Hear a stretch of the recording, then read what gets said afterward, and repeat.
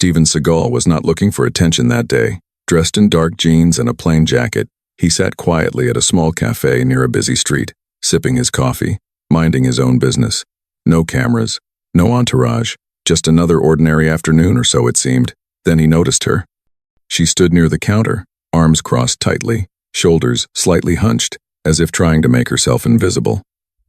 At first glance, she looked like any other woman waiting for an order, but something about her posture felt wrong. Steven's eyes narrowed.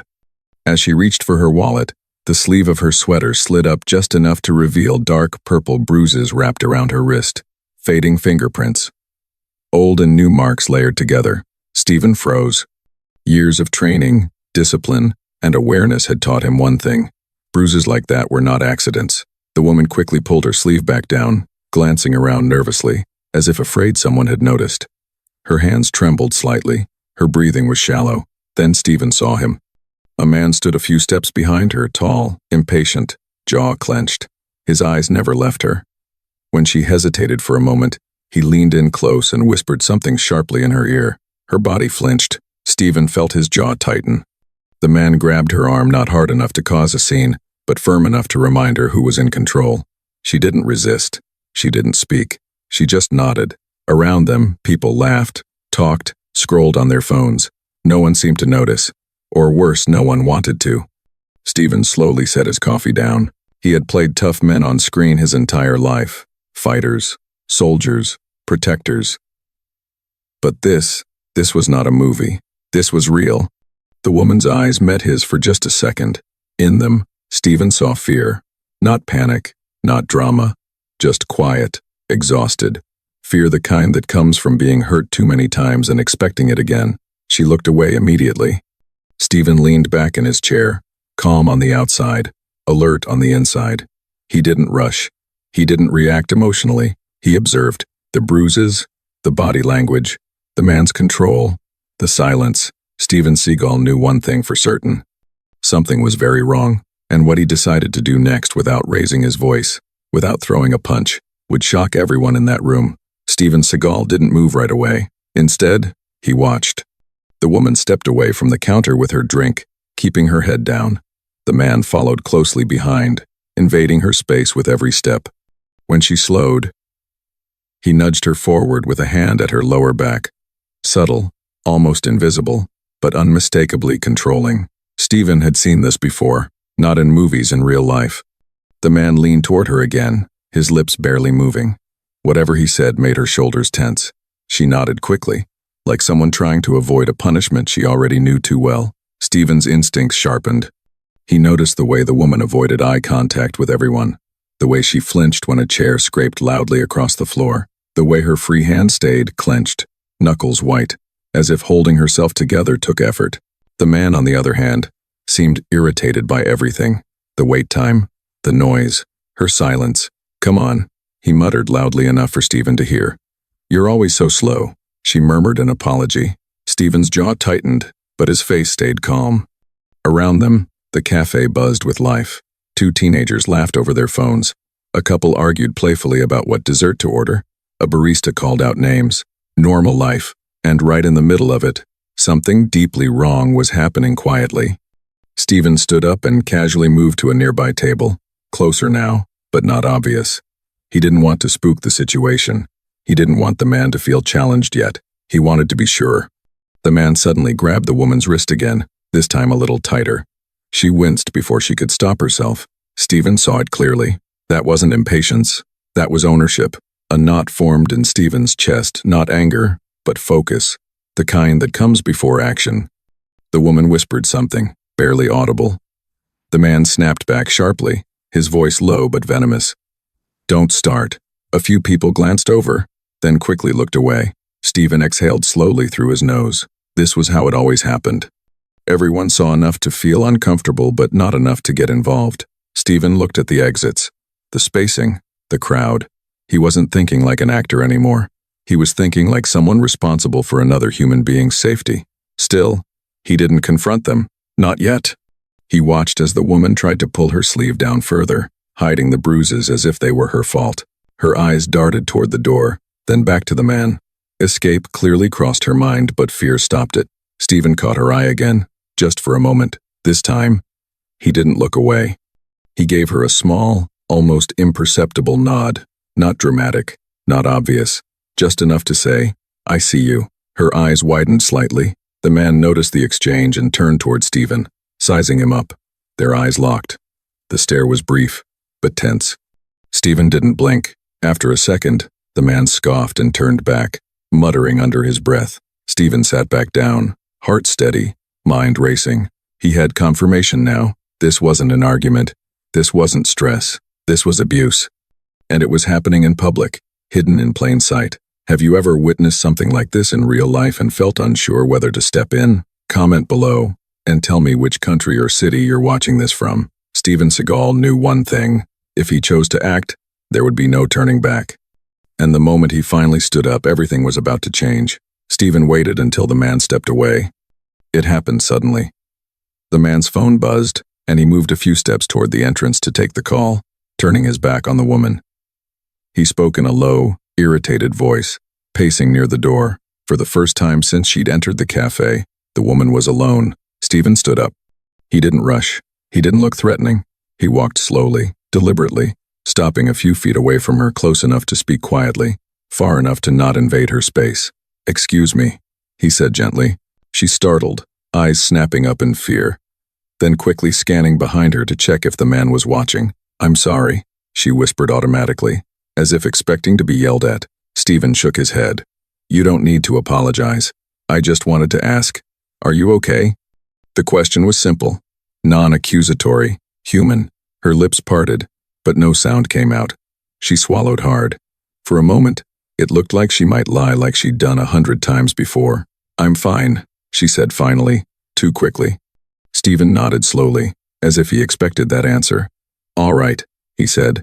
Then, after a pause, he added quietly, "Those bruises on your wrist don't look fine." Her breath caught. She instinctively pulled her sleeve down again, eyes filling with panic. I'm clumsy," she said. "I fall a lot." Stephen didn't argue. He didn't press. He lowered his voice even more.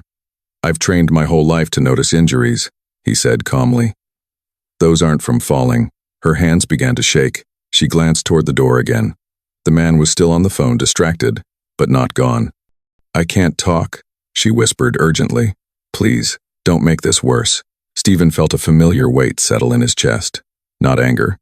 Responsibility. "I'm not here to make anything worse," he said. "I just want to make sure you're safe." The word safe broke something inside her. Her eyes welled up, and she turned her face away, blinking rapidly. "You don't understand," she murmured. "If he sees—" She stopped herself mid-sentence, shoulders curling inward. Stephen stayed silent. Sometimes silence was the safest place to land. A tear slid down her cheek despite her effort to hold it back. She wiped it away angrily, embarrassed. "He didn't mean to," she said quietly, as if reciting something she'd practiced. "He just gets angry, and I make mistakes." Stephen's jaw tightened, not outwardly, but deep inside. "No one deserves to be hurt for making mistakes," he said. "Ever." She laughed bitterly under her breath. "You don't know him." Stephen met her eyes. "I know enough." She hesitated, then nodded toward a small table in the corner, partially hidden from view. "Can we sit?" she asked softly. Stephen followed her. They sat. She kept her back to the wall, eyes constantly flicking toward the door. Her knee bounced nervously under the table. "My name is—" She stopped, shook her head. "It doesn't matter." "That's okay," Stephen said. "You don't have to tell me anything you don't want to." She took a shaky breath. It started small, yelling, grabbing my arm, saying it was my fault. Then, worse, her voice cracked. "The bruises don't heal fast enough anymore," she continued. "I try to hide them. Long sleeves, makeup, excuses." Stephen listened without interrupting. "He says no one will believe me," she whispered. "That I'd be nothing without him." Her hands clenched into fists. "And sometimes, I almost believe it." Stephen leaned forward slightly. "Look at me," he said gently. She did. "You are not nothing," he said firmly. "And you are not alone, even if it feels that way." Tears streamed freely now. From the corner of his eye, Stephen saw the man ending his call, turning back toward them. Time was running out. "If you were witnessing this moment in real life, What would you do? Step in or stay silent? Tell me your thoughts in the comments. The man started walking back toward the table. Stephen straightened. The woman's fear returned instantly, washing over her face. Please, she whispered. Don't say anything. I can handle it. Stephen stood up calmly, placing himself between her and the approaching man, not aggressively, not dramatically, just present. The man stopped short. What's going on? He snapped. Why are you talking to her? Stephen looked at him, eyes steady, voice level. I was asking if she's okay. The man scoffed. Mind your own business. Stephen didn't move. Someone hurting another person is everyone's business, he said quietly. The air shifted. People nearby sensed it. Conversation softened. Eyes turned. The man bristled, stepping closer, chest puffed. You don't know who you're dealing with. Stephen's expression didn't change. I know exactly who I'm dealing with, he replied.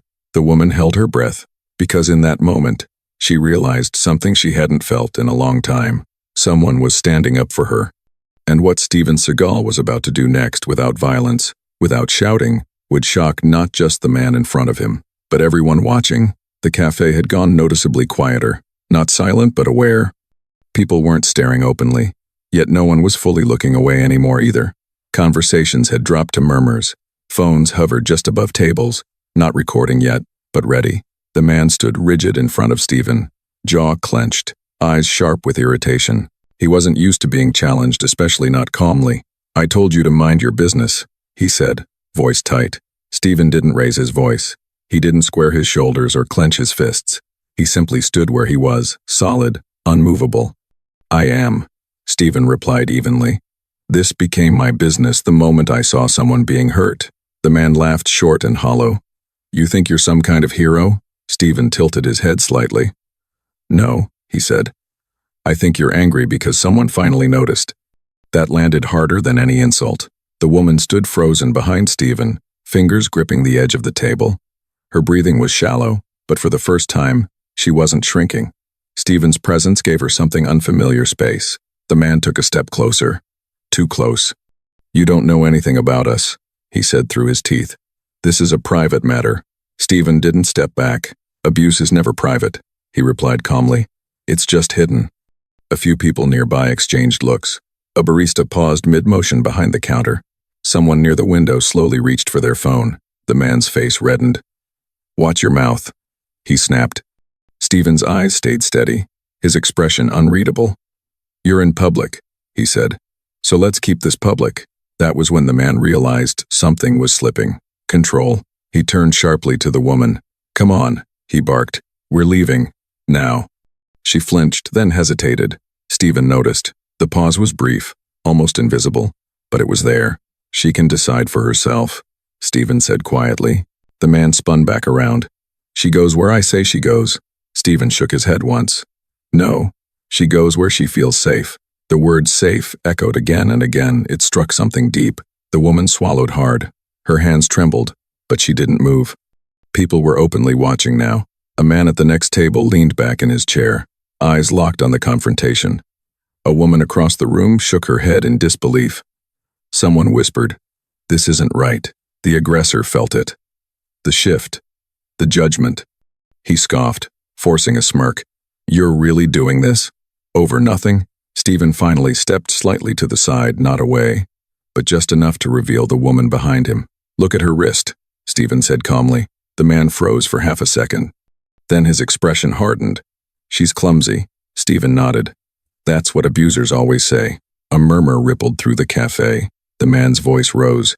You better back off. Stephen didn't. I haven't touched you, Stephen said. I haven't threatened you. I haven't raised my voice. And yet, you're nervous. The man opened his mouth, then closed it. Stephen continued, his tone steady but firm. Ask yourself why. The silence was heavy now. Stephen wasn't intimidating him physically. He was stripping him calmly of excuses. The man glanced around, suddenly aware of how many eyes were on him. His chest rose and fell faster. His hands flexed at his sides. You think you've won something? He snapped. Stephen shook his head. This isn't about winning. He looked past the man, meeting the woman's eyes. It's about stopping. As a mang, something in her expression changed. Not confidence. Relief. Stephen turned back to the man. "You can walk away right now," he said. "You can leave without causing a scene."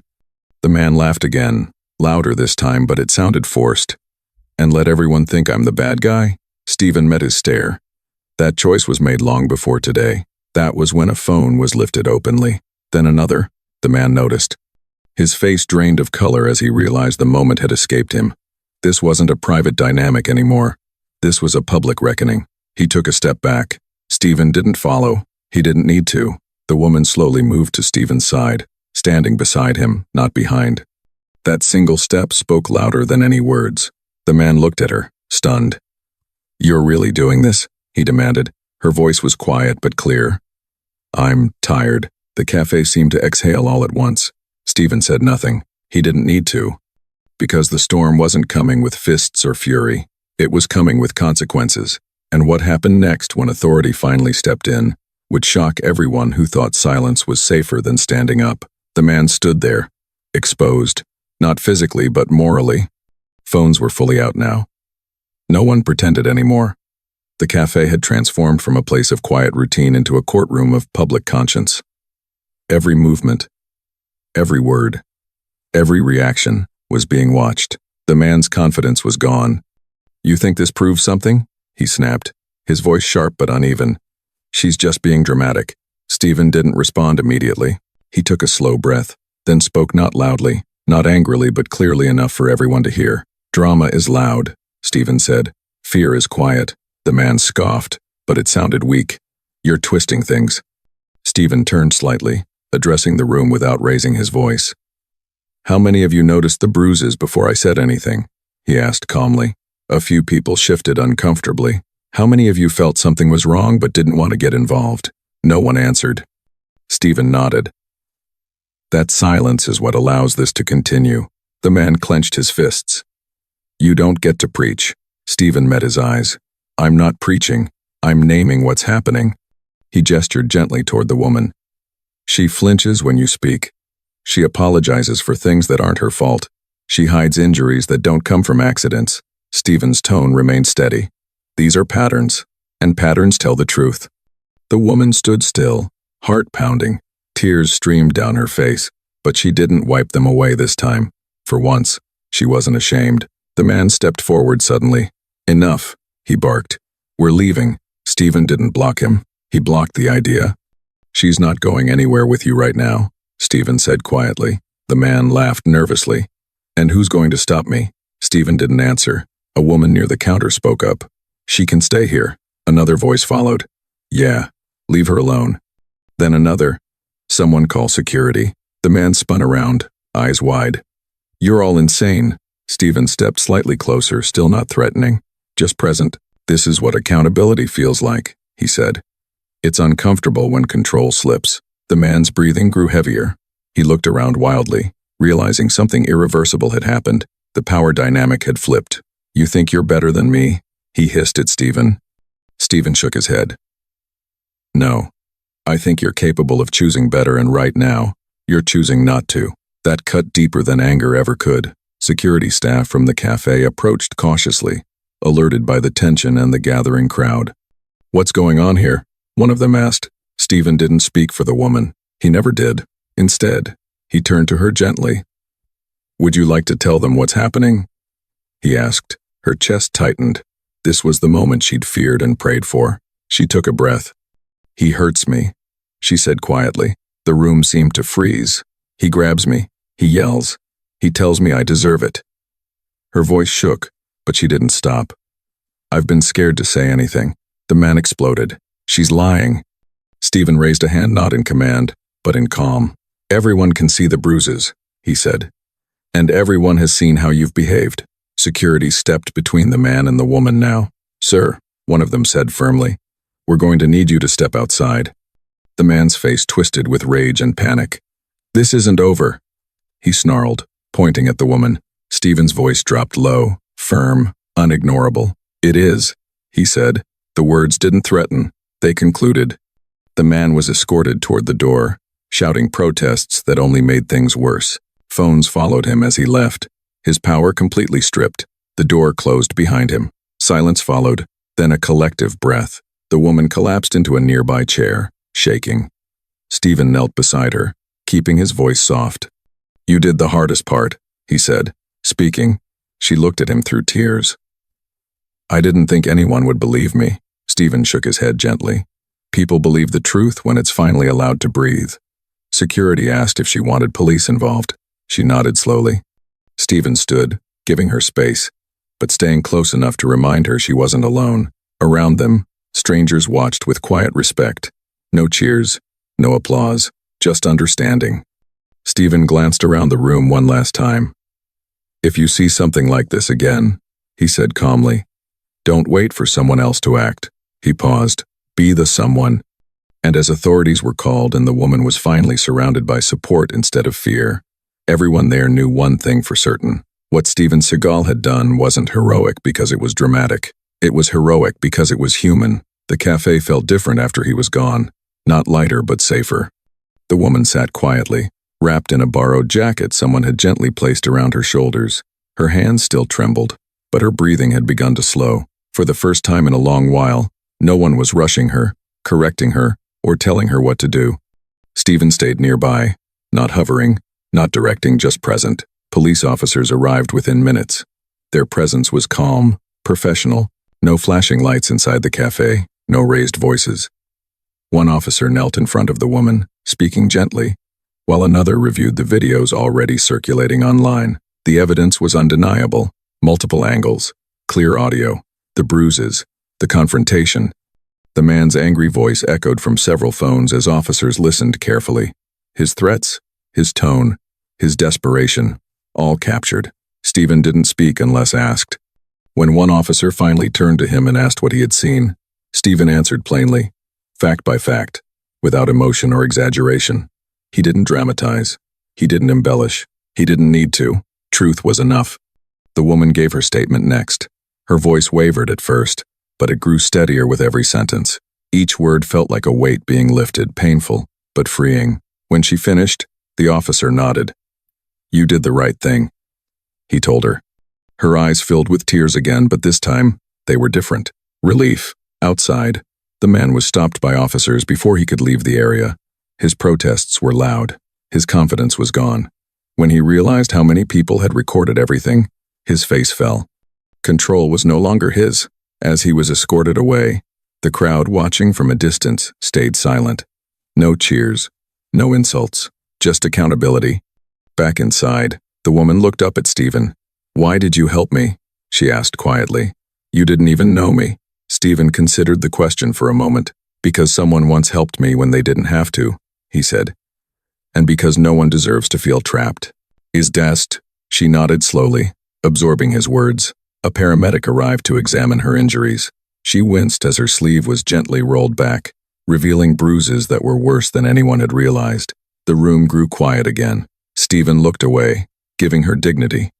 Arrangements were made quickly, a safe place to stay. Legal support, follow-up care. Every step was explained to her. Every decision was hers. That alone felt shocking. Before leaving, one of the officers approached Stephen again. "You handled that situation better than most people would have," he said. "You kept it from escalating." Stephen nodded once. That was the goal. As the officers left, the cafe slowly returned to life, but something had changed. People spoke more softly. They made eye contact. A few strangers offered quiet words of support to the woman. She stood up, steadier now, and faced Stephen. "I don't know how to thank you." Stephen shook his head. "You don't owe me anything," he said. "Just keep choosing yourself." She smiled faintly. Outside, the story had already begun spreading. Videos were uploaded. Comments flooded in. People praised the calm intervention. Others admitted they'd stayed silent in similar situations before and vowed not to again. Do you believe staying calm in moments like this takes more strength than reacting with anger?